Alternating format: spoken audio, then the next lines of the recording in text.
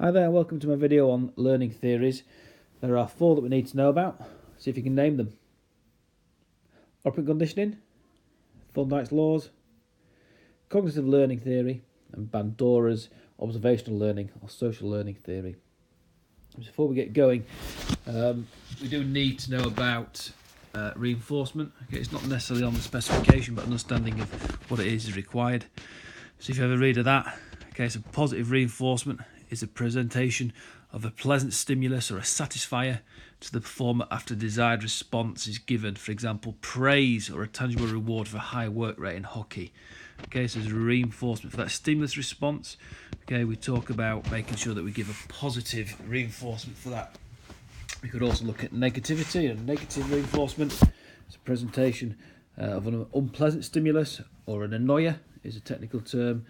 And this could be given when the wrong response is given to a stimulus. For example, you might ask your students to go for a lap round the pitch if they're not working particularly hard, or you could, if one of your players, for example in this example, is playing the wrong shot, you might want to look at telling them off, or maybe docking some game time at the end. It's negative. And then we look at a punishment. Okay, it's an unpleasant sort of reinforcement, maybe using the wrong type of tactics in the game. You might want to bring them off, okay, or move their positions. So a punishment, I'm sure you can come up with lots of punishments that you could maybe think about. So first of all, we'll look at operant conditioning. Okay, operant conditioning involves a method of manipulating the environment. That's the key thing here. So you might want to think about, if you're learning how to take a shot in football, you might want to put some targets in the goal, maybe the top right hand corner, and maybe points for trying to get it in there. We learn by association or connection, so we're trying to learn by associating with the stimulus with the response. And this way it comes in with the SR bond. Okay, we're trying to form whatever the stimulus might be. So for this example, the goalkeeping might be a low ball to the left, and the response that she's giving is going down quick to the left, reversing her hands, and that is a response. If you do that well, we'll try and give her some reinforcement that it was good. If it went wrong, then we'd look at trying to give a negative reinforcement or potentially a punishment. We learn by trial and error, okay, and we modify our behaviour through practice. So you would spend a lot of time just on that left-hand save, a lot of repetition, and hopefully that will get overlearned and grooved in your body. Okay, so if you have a look down the left-hand side, here's some sporting examples. Remember, you've got to be giving these in your any answers that you give on the exam paper. You can't just give, for example, manipulating the environment. Okay, you must then lead that on with the example. So roll the ball to the left of the goalkeeper to trigger a dive and a catch. Okay, there's your point. Then here's your explanation or your example.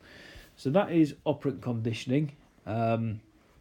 Make sure you have got that. Sometimes you can also call it an associationist theory or view, which just basically talks about where there's a stimulus, we're trying to get that response as strong as possible if it's correct. If it isn't correct, we give negative or positive, negative or an annoyer or a punishment to make sure that link is weakened if the response is wrong. Bond that we mentioned in here, the SR bond. Now Thorndike. Okay, moving on to Thorndike's laws. Okay, now it's not necessarily name or specification, but they apply to reinforcement and operant conditioning. The understanding is valuable, so you must understand about Thorndike's law. Now he agrees with the SR bond, but he says the only time the SR bond can be effective is if you use these 3 elements. The first one is law of effect. So reinforcement or praise will strengthen the SR bond and so help learning. For example, if a good tackling rugby is reinforced, an SR bond is formed and the movement is repeated. So satisfaction or enjoyment felt by the performer is a form of positive reinforcement that also has the SR bond. So that talks about the law of effect. The law of exercise is repeating or practicing the movement strengthens the SR bond. So what Thorndike is saying, that you must practice all these movements to try and strengthen the SR bond to keep the learning happening. For example, the greater number of times a successful tackle is made, the stronger it becomes. So think about that as a coach. Okay, you really must make sure that the people you are teaching have got lots of opportunity to have a go at certain activities. Moving on to law of readiness, the learner must have the maturity of the physical mental capability to perform the skill, right, before the strength of the SR bond can be developed. Now you've got to again pitch your lesson, making sure that whoever you're teaching isn't too young, immature, and is not actually able, due to their physique or the maturity, to strengthen their SR bond. Okay, so Thorndike's law links back to the SR bond, and you just make sure that you've got that in your understanding. So Thorndike is agreeing with operant condition, but this is mainly focusing on the SR bond. Okay, right, so moving on to the next one. So we're looking at the cognitive learning theory now. Now, you've got to be careful. I know you've heard of cognitive before, maybe the cognitive stage of learning, or cognitive, sort of the things that happen in your head. Okay, but this theory is called the cognitive theory of learning. Okay, it's just missing a bit out actually. Just make sure you don't get mixed up with the cognitive stage of learning.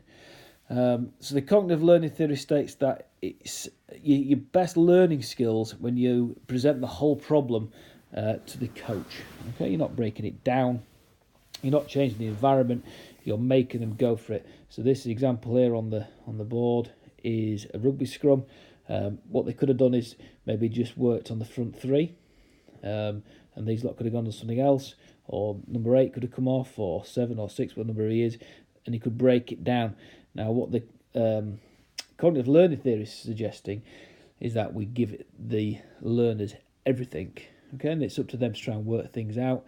They've got to use their intelligence, they've got to use their current knowledge and past experiences to plan or predict a solution to what's going on. Another example you might want to use, a cricketer learns to swing the ball when bowling by understanding the basic mechanics of the movement. Okay, so let them have a real go at that. Just make note of that. All right, I'm sure some of you won't, but just make sure you add a read of that. So a good example of this: a coach gives the players a problem of how to push most effectively as a unit in the scrummage. So the coach is saying, right, come on, we're going to have a go at the scrummage, show them what you've got. So they're presenting the whole skill as one. So there's a few sort of pointers for you. Right, some of these things I've already said. Again, let's try and link it. These are your points, these are your examples. The coach giving the learner the whole problem to solve. For example, the dancer needs to think about the situation before working out how to perform the movement. Using past experiences to solve the problem. Movements from previous judo matches may be transferred to help the learning of a new one. So it's brilliant for maybe transferring your learning from one to another. Again, it's maybe worth just pausing it. Make sure you understand your points and make sure you understand your examples. Moving on to the final one, which is the observational learning theory. Now, this is what Bandura suggests this. Now, Bandura is a theorist, okay, and came up with this. So it states that we learn best by copying other people. Now, we've got to be careful with Bandura, because if I just use my own experience of maybe teaching dance or gymnastics, now I'm not particularly good at those two sports. I understand it. So when any demonstrations that I give in class, I will make sure that I will use the best gymnastic or dancer to do the demonstration. Because the problem is, if I do my demonstration, the chances are it's going to be wrong, which would end up not being very helpful for people that I'm teaching. It also helps that the person that you are, the person that they're copying, significant, right, or as a high status. You think about, hopefully the class teacher as a significant other or high status, or think about your coach. You might also want to use someone who represents the county in the class, and you want to sort of show them off. It really does make a difference. And they use as a role model. Great for visual guidance, and you've just got to be careful that whatever you do demonstrate, that is actually correct, and that could be one of the major downsides. And again, role models on television. I think football is a great example that young people copying the footballers in the Premier League. Okay, that all comes back down to the observational learning and Bandora. Now, Bandora doesn't just stop there, so make sure you have a read of that. She then goes on that the 4 processes to the theory. The first one is attention. Okay, the learner must focus or selectively attend to the model. Okay, so you must be focusing on and make sure you've got the attention of whatever they're meant to be watching, making sure that the person giving the demonstration is high status. So maybe watching the ski instructor demonstrating the parallel technique. Okay, but you've got to make sure they've got their attention. All right, so this is where you behave if your class comes in, or you might want to pick out certain areas to watch, maybe the feet, the head, whatever it might be.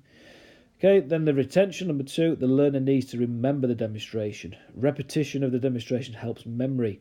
So repeat the demonstration. So think back to any PE classes you've had, or even any classes in main school. Okay, you should have a few goes at it, and that should help your memory. Okay, try to make it memorable. Okay, we all remember some things that may be slightly risky, or maybe slightly funny. That really does help us to get things in our long-term memory. Imaging or cognitive visualizing the driving action of the leg in the leg action in the sprint. Okay, so retention. Okay, maybe looking at how we're going to retain it through repetition. Number 3 is the motor reproduction. The learner must be able to perform the skill, must have the physical and mental capability. So this coaches need to be aware of this. If they are teaching maybe a year 7 class, make sure we're pitching it at the right level. So maybe the physical and mental capability is met. A young person must have significant leg strength to drive from the blocks when sprinting. So you might want to save that lesson if you were teaching at school, maybe to when they're a little bit older, so they have got that motor reproduction and they are actually ready to do that. The motivation, the learner must want to copy the skill. And again, this comes back to being a good leader or a good teacher. How are you going to motivate your class to make sure they actually want to do this?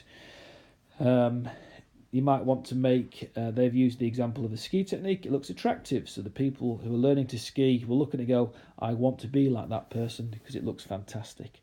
Again, in your football lessons, if you can do a demonstration where you hit a lovely pass, the learners might think, I want to do that because it looks fantastic. Okay, so that summarises learning theories. I will move on to stages of learning next, and then I'll set you a test a bit later on. Thanks.